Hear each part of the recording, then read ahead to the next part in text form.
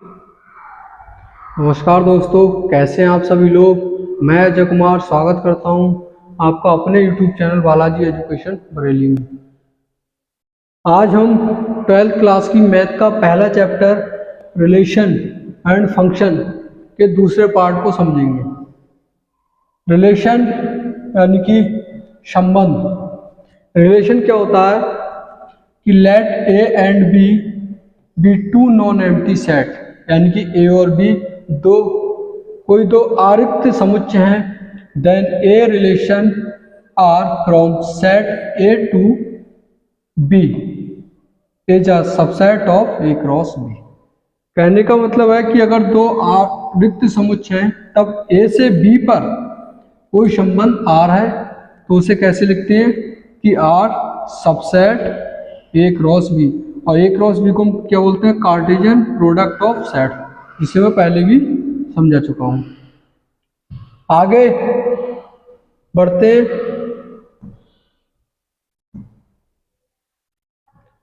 इसके बाद एक सबसेट का एक एग्जांपल देख लेते हैं हम लोग। सबसेट, अगर ए कोई सेट है जिसके एलिमेंट है 1, 2 और बी कोई सेट है जिसके एलिमेंट है 1, 2, 3, तो जो ए है वो सबसेट कहलाएगा ऑफ बी का। क्यों? क्योंकि ए के सारे एलिमेंट बी में उपस्थित हैं, इसलिए ए सबसेट ऑफ बी हो जाएगा। एग्जांपल की अगर बात कर ले तो एक एग्जांपल हमने ले लिया कि 1, 2 और बी कोई सेट है जिसमें एलिमेंट है 3, 4। तो ए क्रॉस बी कैसे निकालते हैं हम, पहले भी बताया था मैंने आपको कि यदि ये ए है 1, 2 और ये बी है 3, 4, तो यानी कि 1 क्या होगा, एक को भी बिलोंग करेगा, 4 को भी करेगा। तो 1, 3 और 1, 4, 2 क्या करेगा, 3 को भी करेगा और 4 को भी करेगा। तो 2, 3, 2, 4।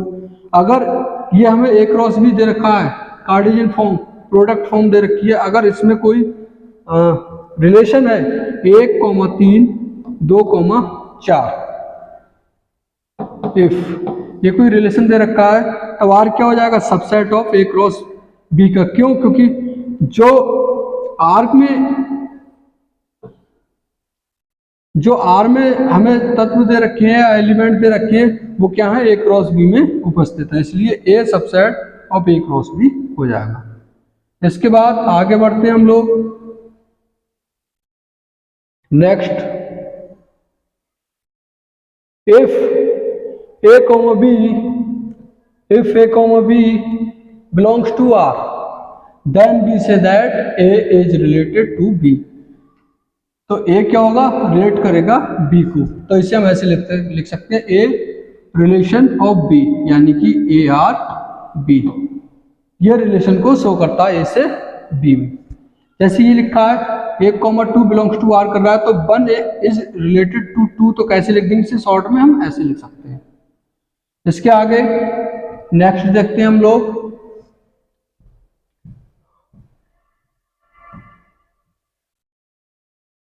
आगे आ गया संबंध का प्रांत, सहप्रांत और परिसर, यानी कि एक एक करके हमने समझेंगे। Domain of a relation, domain को हिंदी में बोलते हैं प्रांत, and domain of a relation क्या होता है, domain. Let R be a relation from A to B, यानी कि कोई एक रिलेशन है ए से बी में, तब क्या होता है कि R subset of A cross B, जैसे कि अभी थोड़ी देर पहले ही मैंने समझाया था आपको। तो the set of all first coordinate, यानी कि the set of all first coordinates of elements of R is called the domain of R. रिटर्न इसे हम कैसे लिख सकते हैं, डोमेन आर शॉर्ट में। इसका मतलब क्या हुआ इस लाइन का, इस लाइन का मतलब ये हुआ कि अगर हम बात करें, हमने कोई एक के एलिमेंट ले लिए 1, 2 और बी में है 2, 4, तो इनके जो फर्स्ट एलिमेंट होगा ये क्या कहलाएगा, हमारा डोमेन कहलाएगा। या हिंदी में समझते हैं, माना संबंध आर ए से बी में परिभाषित है, तब आर का प्रांत उन सभी तत्वों ए बिलोंग्स टू ए का समुच्चय जिनके लिए जिनके लिए a, b belongs to R, इसे डोमेन R से प्रदर्शित करते हैं। एग्जाम्पल ले लिया R में एलिमेंट है a, b और c, d, तो डोमेन क्या हो जाएगा इसका, फर्स्ट एलिमेंट, यानी क्या हो जाएगा a, c। और रेंज ऑफ रिलेशन की बात कर ले, यानी परिसर किसे कहते हैं, तो फिर let R be a relation from A to B, यानी कि A से B में कोई रिलेशन है तो क्या होगा, R subset of A cross B होगा। तो the set of all second coordinate of elements of R is called the range, यानी कि कोई भी हमें समुच्चय दे रखा होगा उसका सेकंड जो एलिमेंट होगा वो क्या कहलाएगा, हमारा रेंज। एग्जाम्पल से समझते हैं। और जो इसे डिनोट कैसे करते हैं, रेंज R। माना संबंध R A से B में परिभाषित है, तब उन सभी तत्वों B बिलोंग्स टू B का समुच्चय जिनके लिए A, B belongs to R कुछ A बिलोंग्स टू A के लिए को R का परिसर कहते हैं। सीधी सी बात है कि अगर R कोई है जिसमें एलिमेंट A, B और C, D है, तो रेंज क्या होगा उनका, सेकंड एलिमेंट, यानी कि B, D। आगे बढ़ते हैं हम लोग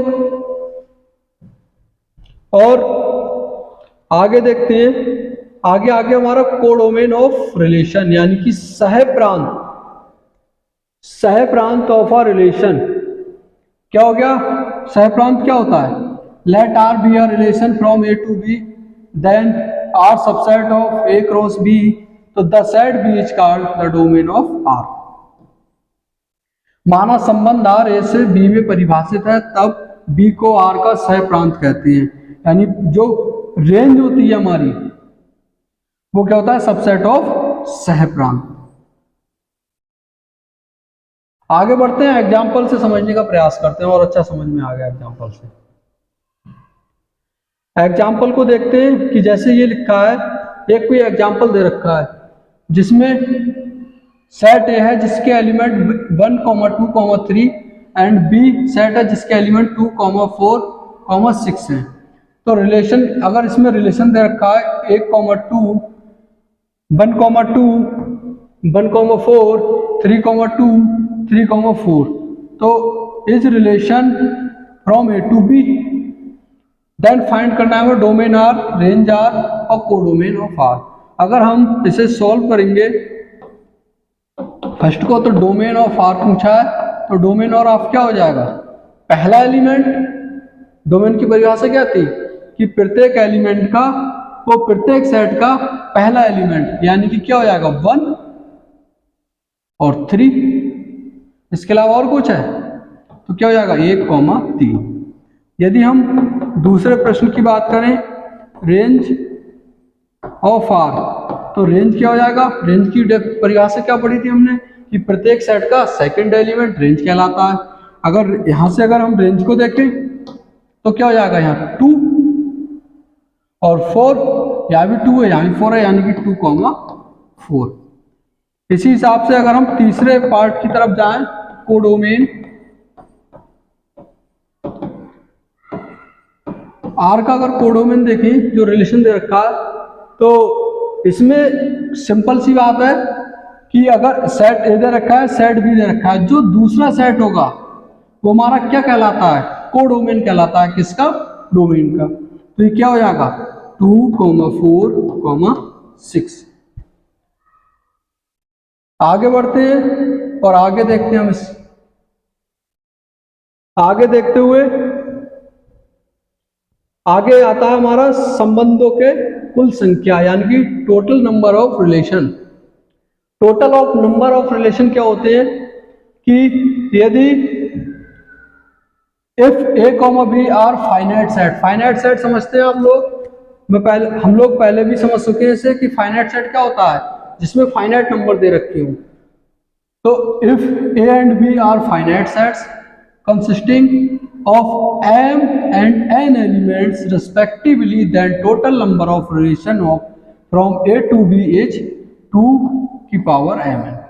यानी कि अगर कोई फाइनाइट सेट दे रखी है जिसमें किसी में m एलिमेंट है और n एलिमेंट है, तो क्या होता है, इसका जो टोटल ऑफ नंबर रिलेशन निकालते हैं वो 2 की पावर mn हो जाता है।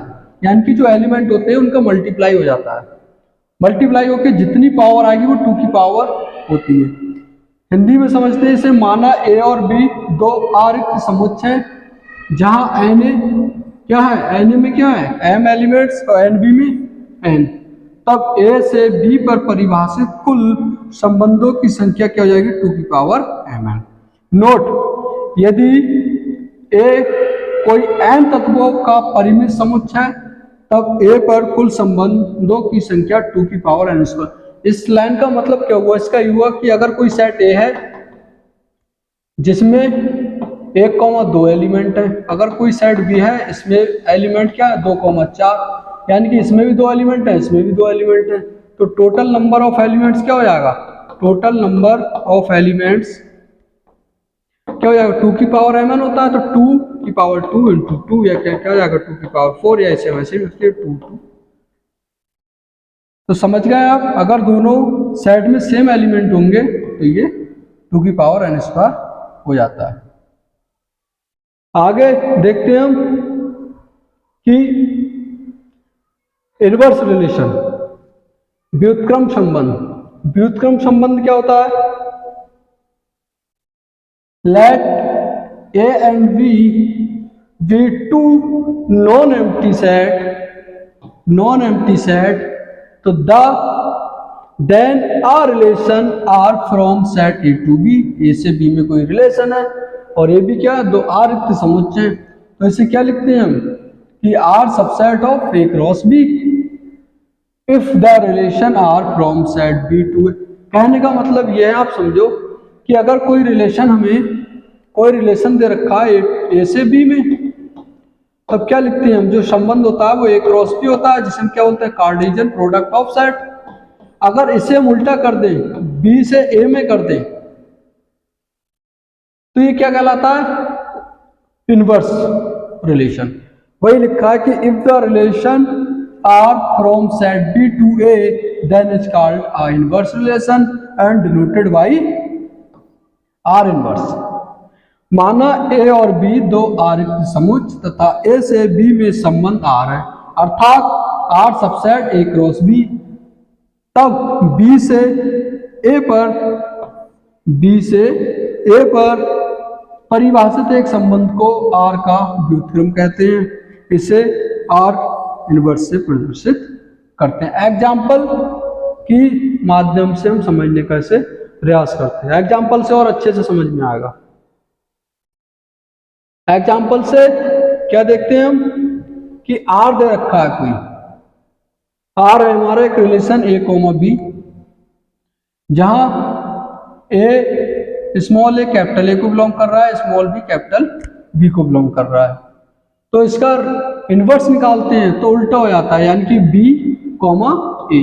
A, B था B, A हो गया, लेकिन उल्टा हो गया, यानी B, और जो एलिमेंट है सेट के वो वैसे बिलोंग कर रहे हैं, B belongs to B, A belongs to A।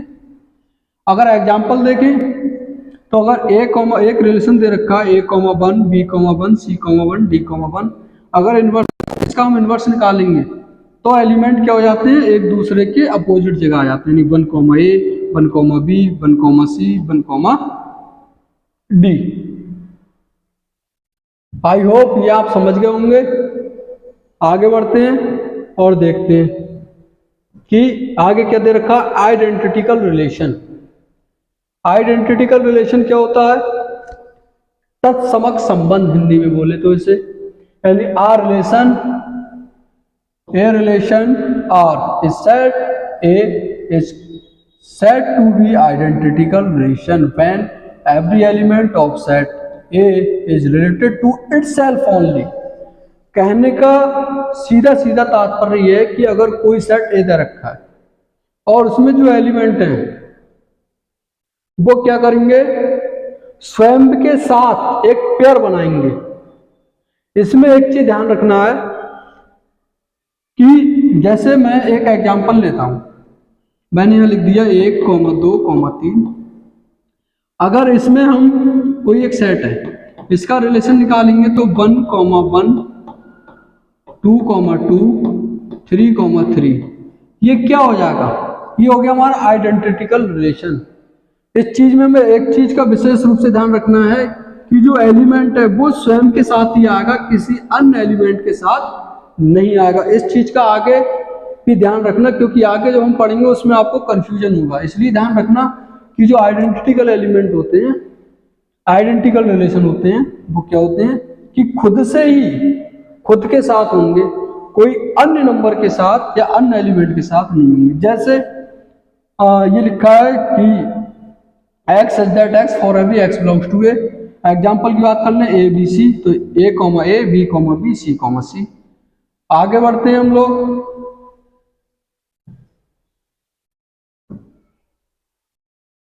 हटाओ कैसे, 1-2 मिनट चले जान दो, 1-2 सेकंड।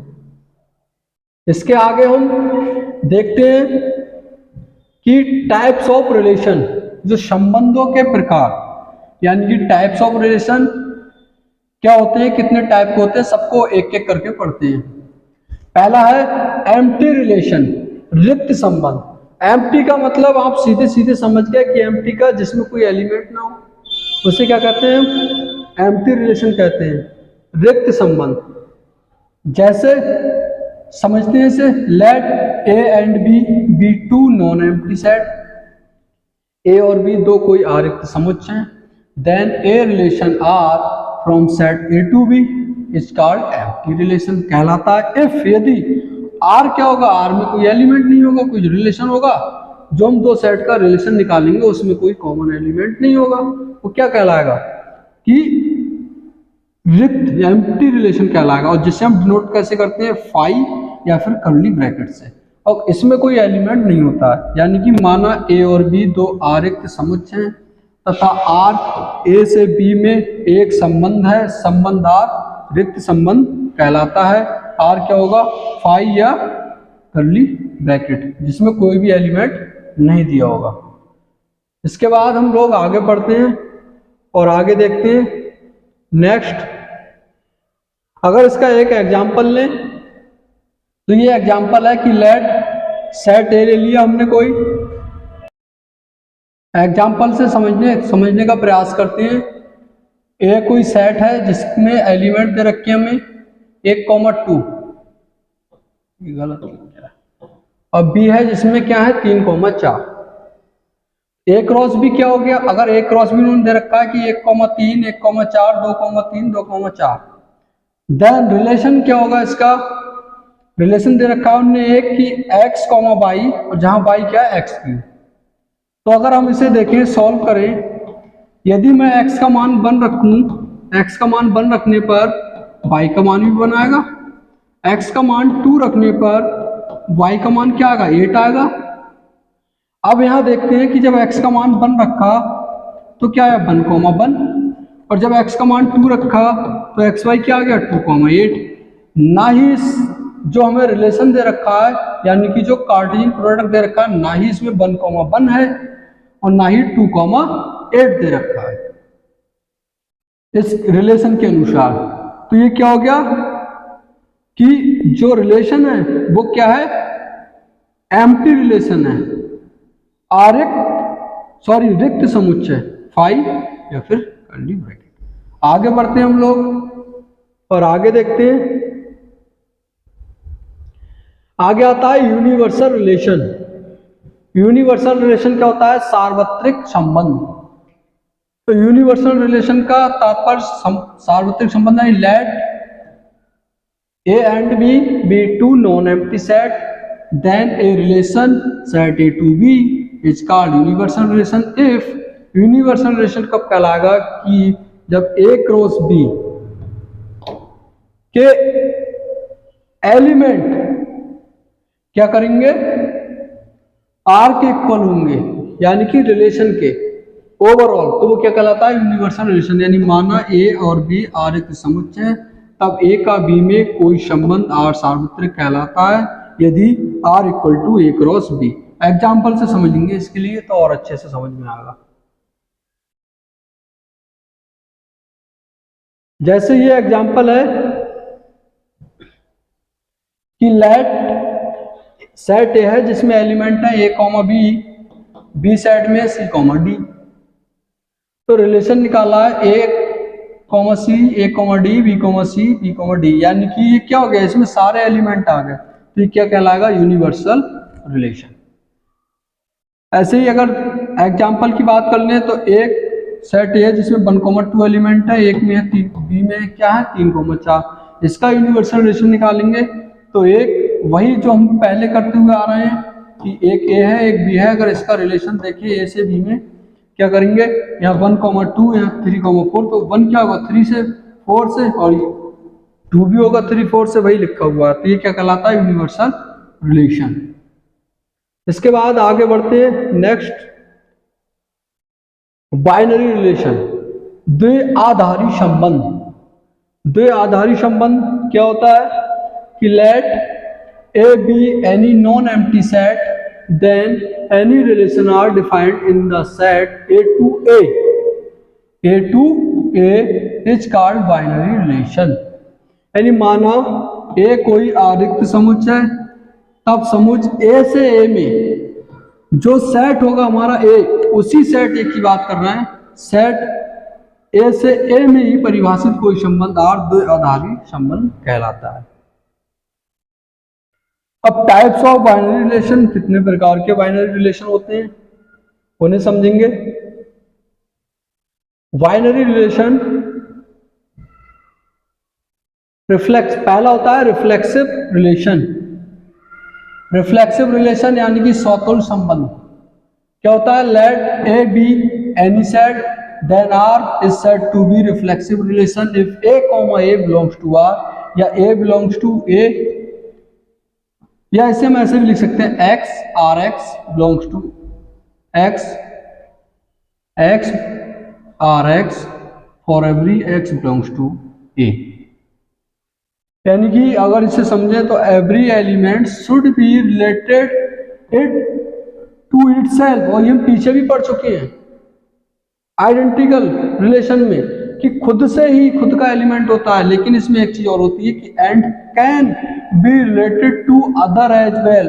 कहने का तात्पर्य यह है कि अगर ए कोई दे 1,2 है तो इसमें, और बी दे रखा है हमें एक 3,4, तो यदि हम ए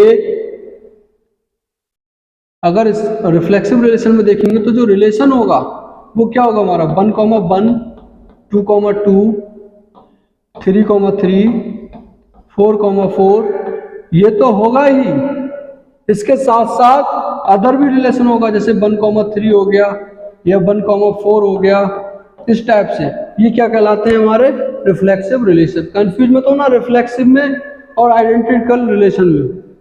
इसके बाद माना किसी समुच्चय में कोई संबंध आर इस प्रकार है कि ए का प्रत्येक अवयव स्वयं से आर द्वारा संबंधित हो, तो आर स्वतंत्र संबंध कहलाता है, इसे ऐसे डिनोट करते हैं। आगे बढ़ते हैं हम लोग, नेक्स्ट टाइप देखते हैं बाइनरी ऑपरेशन का। आगे आता है हमारा symmetric relation. Symmetric relation, symmetric क्या होता है, सममित संबंध। हमारी वही लैंग्वेज है अपनी कि let A be any set then R is said to be symmetric relation कहलाएगा।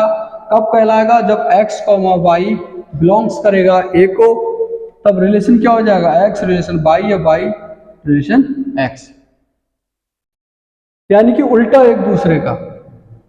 किसी समुच्चय ए पर परिभाषित कोई संबंधार सममित कहलाता है यदि प्रत्येक युग्म x कॉमा y बिलोंग्स करेगा ए को, यानी x रिलेशन y या y रिलेशन x क्या होगा, एक दूसरे के अपोजिट होंगे, उल्टे होते हैं एक दूसरे के। नेक्स्ट टाइप क्या है हमारा, anti symmetric. Anti symmetric relation, प्रति सममित संबंध। क्या होता है ये कि let A be any set then R is said to be anti symmetric. Anti symmetric कब कहलाएगा, कब कहलाएगा, x comma y belongs to A, then कहलाएगा अगर x, भाई सिमेट्रिक में हमने देखा था एक दूसरे का अपोजिट होगा, वही यहाँ चीज है कि x रिलेशन y या y relation x such that x belongs to y, sorry x equal to y, कहने का तात्पर्य यह है कि x अगर रिलेशन x y से रिलेट है, तो अब यदि x बराबर y होगा तभी y रिलेशन x होगा, यानी y रिलेट करेगा x को। कब? जब x बराबर y होगा। यदि समुच्च A में कोई संबंध R इस प्रकार हो कि x, y belongs to A के लिए x relation y, y relation x बराबर y, x, y belongs to A। ये लिखा भी है कि x ry या y rx तभी सत्य होगा जब x बराबर y होगा। इस पॉइंट को नोट करना, ये जो है एंटी सिमेट्रिक तभी पॉसिबल होगा जब x बराबर y होगा, तभी चीजें होंगी। जैसे हम एग्जांपल से समझते हैं। एग्जांपल देखते हैं हम लोग। एग्जांपल क्या है कि कोई एक सेट है जिसमें एलिमेंट है 1, 2, 3 और देन रिलेशन दे रखा है 1, 2, 2, 2, 1, तो क्या होगा? सिमेट्रिक होगा। लेकिन ये एंटी सिमेट्रिक नहीं होगा। कब नहीं होगा? बस तब नहीं होगा जब 1, 1, 2, 2, 1, 3, और अगर इस रिलेशन को देखेंगे हम तो ये एंटी सिमेट्रिक होगा। नेक्स्ट बढ़ते हैं आगे। नेक्स्ट टाइप है हमारा ट्रांजिटिव रिलेशन। ट्रांजिटिव रिलेशन यानी कि संक्रमक संबंध। तो भाई लैंग्वेज हम लोगों की let A be any set then R is said to be transitive if a, b belongs to r, b, c belongs to r, then a, c belongs to r।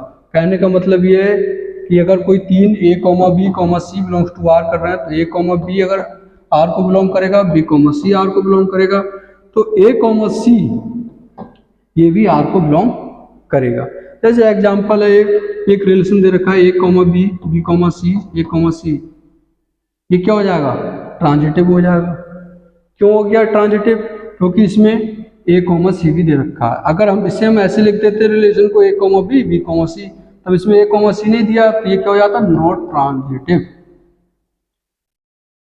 आगे बढ़ते हैं और आगे देखते हैं हम लोग। एक एग्जांपल लिया है हमने कि एक एग्जांपल है सेट है 1, 2, 3, कोई सेट है, देन रिलेशन दे रखा है 1, 2, 2, 3, 1, 3, यानी कि ये